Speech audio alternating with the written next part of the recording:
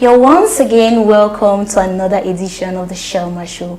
With us today is Solomon Wanzi. He's a mechanical engineer, the CEO and co-founder of Wanzi Industries.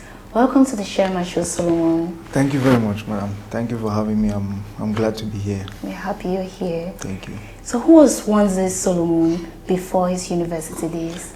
Well, Wanzi Solomon was just a small boy going to school. I studied in PSS Nkwen, in Bamenda. And then I became a very good tennis player at the age of 6. Oh. My father taught me. And then in Form 4, I started doing basketball because of my height. I thought, I could use my height better. Makes sense. Yeah. And then my dad was a teacher or a lecturer at the FONAP. So we had a workshop in the house. So he had students who always came to the house to, for practice and so on.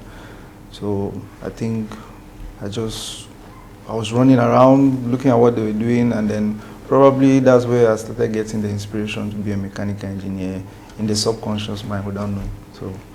So how was it like having your dad as your lecturer?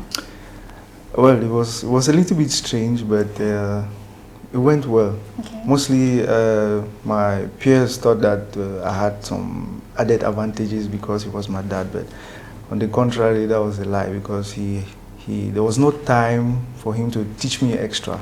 So he was busy teaching those in class, busy teaching German, the linguistic center. So he was, my dad being a teacher for me was a good thing though, yes. Because I had to put in more effort to be, to show that I was a lecturer's son to be better. Yes. Okay, so you're currently the CEO of Wanzi Industries. So tell us a little bit about Wanzi Industries. Well, Wanzi Industries, at the beginning it was not Wanzi Industries. At the beginning it was Mango Appropriate Technology. Then it was just a CIG. So then my dad was controlling. So I think when he came back from Germany, he was trying his hands to, to be a mechanical engineer. So he found that smoke was a problem. So people who were cooking on 3-stone firesides always had problems with smoke and energy losses, because when you are cooking with a 3-stone fireside, you use only about 3% of the heat energy produced. The rest is just lost. So he came out. He tried to come out with cookers that people could use, efficient cookers and so on. So the very first one he built was in PSS Nkwen, my school. Yes. So I think till today the cooker is still working. It's been more than 13 years.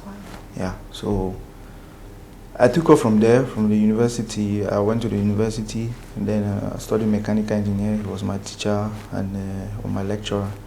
So I just began, trying to do my own things. I had known that it starts with welding. It started up with welding. Welding is one of the main processes, So I started doing welding. I was just doing, welding, there was a program called, there's a channel, Discovery. Yeah, if you watch Discovery, you see most of the things that they do there are, innovative things. So I tried to do, the very first machine I tried to do was a machine that works the apps. So I love sports, so I tried that one, even though I burned my eyes to death with the welding. So from there, I just started, I did a bicycle. I tried to manufacture my own car though, even though it was not a success, but I'm happy that I tried. So, and then now Wanzi Cookers or Wanzi Industry now comes in when I started. My dad told me to do the final year project in the university. He wanted me to do a portable firewood cooker. So at the beginning, the idea was to design a helicopter. He said, no, you see, helicopters are there. What do you want to do with a helicopter now? Look, people are not cooking well. People are cooking and they're getting sick. Yeah, smoke is a problem. Energy efficiency is a problem. Why don't you look for a way to do a cooker, a portable cooker, that is going to serve another customer segment, or the ones who cannot afford the very big ones that we are building? So I did my final year project on a portable firewood cooker. Yeah. So from there we started working, trying to make it better. It was no more a project. It was now something we had to do to to send out to the population, to see how it was going. So how does it work, right? When you use maybe an idea that you develop in a project, and you form your own business out of it. So is it like you have some obligation to that organization? Not quite. In my own experience, I was working on the basis of people need this thing. Okay. So I walked around. I saw that people need it. People needed to cook in healthier environments. So we made them better. We just made the cookers better. We made different sizes so that we could have different, we could serve the different customer segments. Yeah. So so we came out with the firewood cookers. We have the firewood cookers. We have charcoal cookers, and then we do barbecues and ovens. So there are many other things that we do. So when we are selling, we give 5-year guarantee period. Okay. So within the 5 years, if you have any problem with your cooker, we can do it for free. Oh. Yeah. So after 5 years, we'll see it as repairs or maintenance. Yeah, because we are using different kinds of local material. Yeah. So and they have their own life expectancy. So they degrade with time. Yeah. After the break, more with Wanzi Solomon.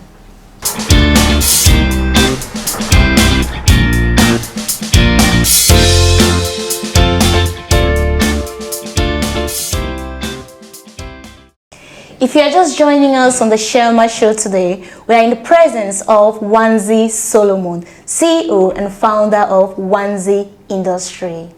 Solomon, I read that burning firewood releases carbon particles that sometimes act as pollutants that might cause respiratory illnesses such as asthma. How concerned is Wanzi Industries about this? Thank you very much for that question. It's very important. That's the number one reason why we even started in the first place. So burning wood in the open air, is not quite a problem. If you are cooking, if you are burning that wood to cook, it's not a problem, because whatever comes out from there as carbon dioxide or carbon monoxide is taken in by the trees. So that's what the trees use to grow, and then they release the oxygen back to us to respire. So where the problem comes in is when you have a 3-stone fireside in an enclosed kitchen, and you cook there, and where there's no chimney, there's nowhere for the smoke to go out. That's where the main problem comes in.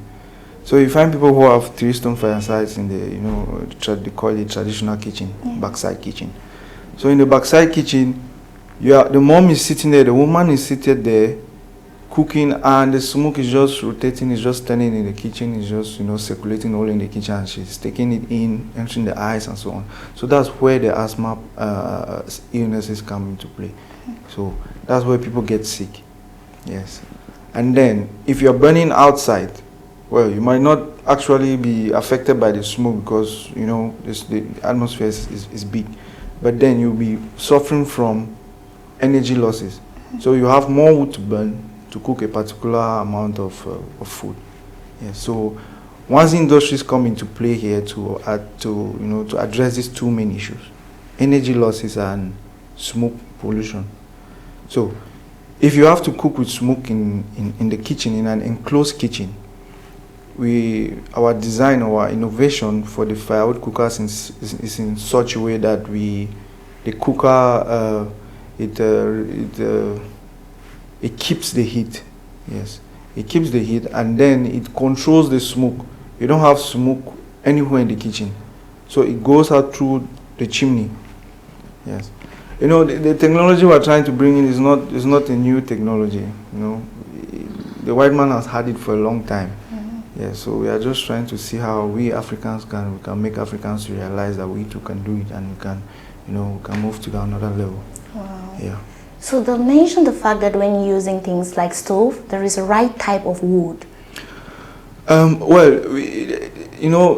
People live in different areas and they have different kinds of wood.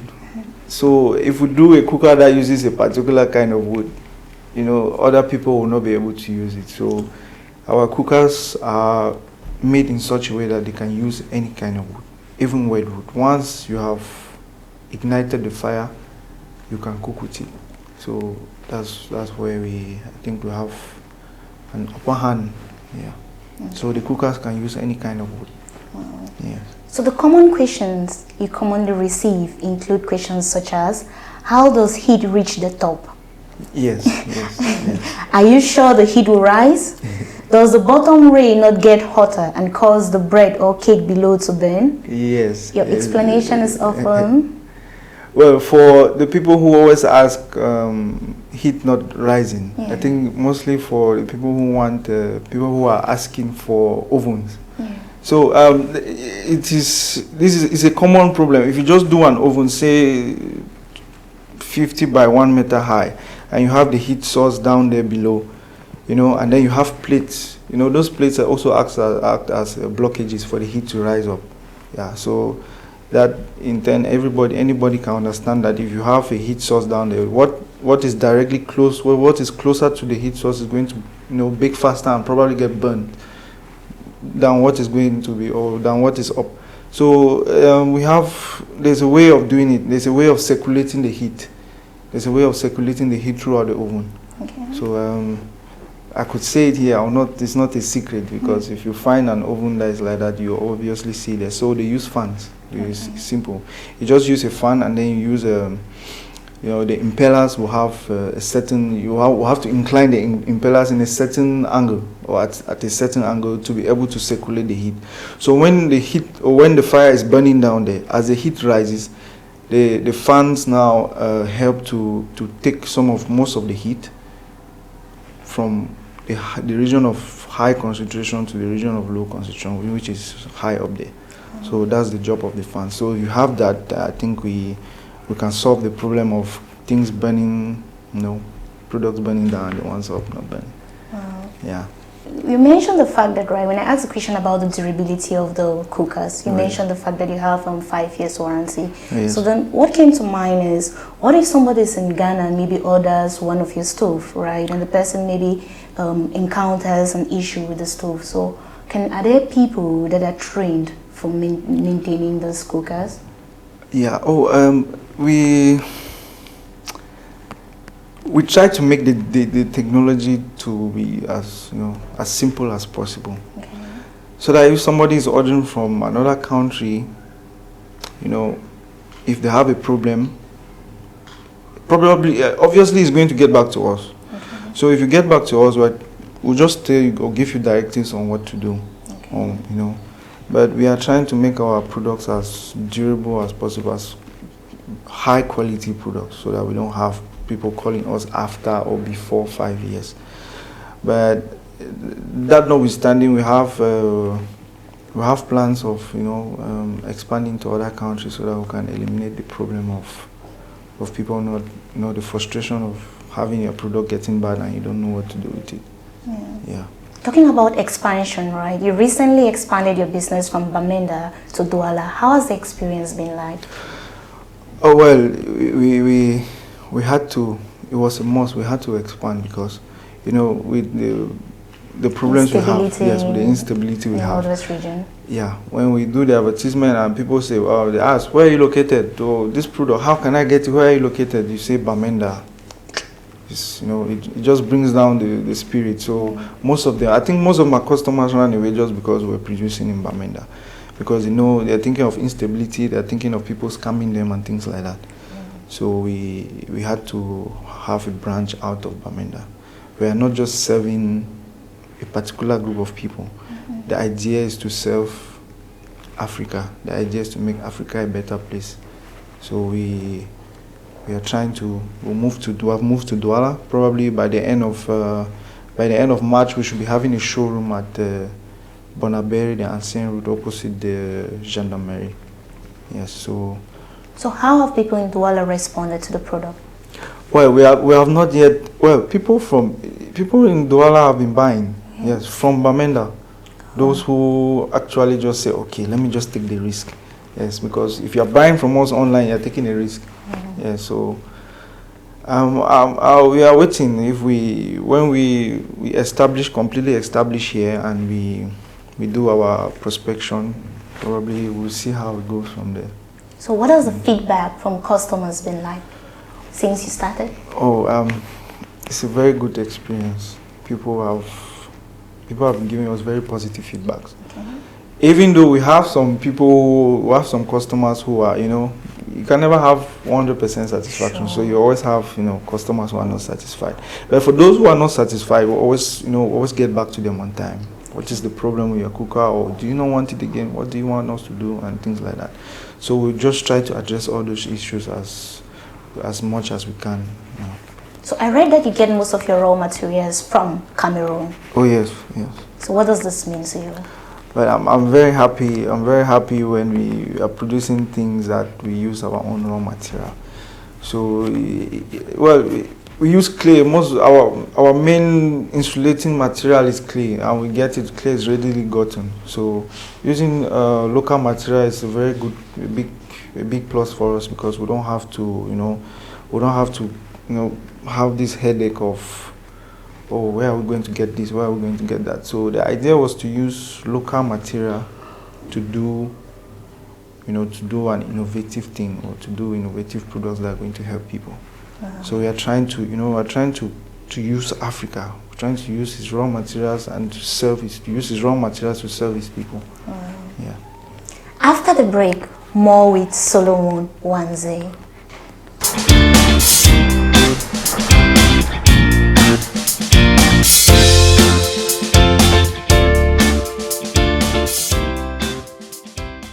If you are just joining us today on the Shirlma Show, we are in the presence of Wanzi Solomon, mechanical engineer, CEO and co-founder of Wanzi Industries. So what do you do during your spare time, Solomon? In the head, I don't have spare time in the head. Yes, because I'm always thinking of trying to what next. How am I going to make this better? How am I going to make customers, have a better experience with their products? Yeah. Well, but if I'm not doing something physical in the workshop or anything concerning business, I'm either playing chess or I'm playing basketball. I like sports. I go to the gym. Well, I could go out once in a while with a few friends. Okay. Yeah. So Solomon, please, if you don't mind, can we have some few questions to maybe relax? Okay. Fine. So these are just random questions. So you pick three, and if you don't mind, you can answer. Okay. Okay. What fashion trend makes you cringe or laugh every time you see it? Gucci. Gucci. Oh, Gucci should be a fashion trend now. Yeah, it's a fashion trend. They have some very big dresses that I don't like. Okay. I don't like anything Gucci. What's incredibly cheap and you would pay way more for? Ideas. Yes. Ideas are the key. If I could get somebody who will just give me ideas, I'll be able to pay for that. Ideas that are going to make people have better lives. Is it that cheap? Yes, it's that cheap. It's that cheap.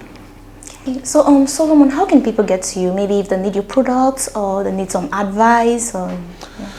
Okay, we started advertising on Facebook. Okay. And before we went to Facebook, many people knew us on Facebook. Yeah, there's this site, Kesa Magazine.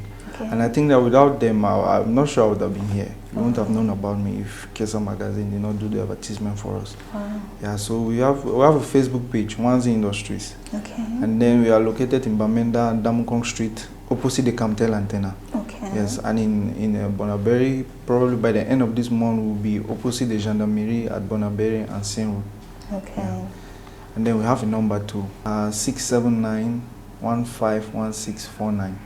Okay. Yeah, so if you call or you WhatsApp the number, you always get somebody to attend to you there. Thank you so much for being on the Shirlma Show, Thank you very much. We're really glad you came. Thank you very much. So there are a few people I would like to acknowledge. Yes, please. So before I started realizing the portable cookers for marketing, there was a friend who actually believed in me, you know. So his name is Takambo. So I always want to thank him. Any show I'm going on, I always mention him. Yeah. So he actually gave me some capital to start with. Wow. Yeah, he believed in me. So, and then I also want to thank my dad for being the teacher, you know, all through my life. Yeah. My mom for supporting me, and Kesa Mark for giving us the exposure. Yes. Thank you to Solomon for sharing your experience with us. Thank you too for inviting me. I'm very grateful. Our pleasure. Thank you. Today on the Shirlma Show, we were honored to be in the presence of Wanzi Solomon, a mechanical engineer, co-founder and CEO of Wanzi Industries. And I have been your host, Munjah Shirley. Do not forget to subscribe, share, like and comment on our videos. Thank you.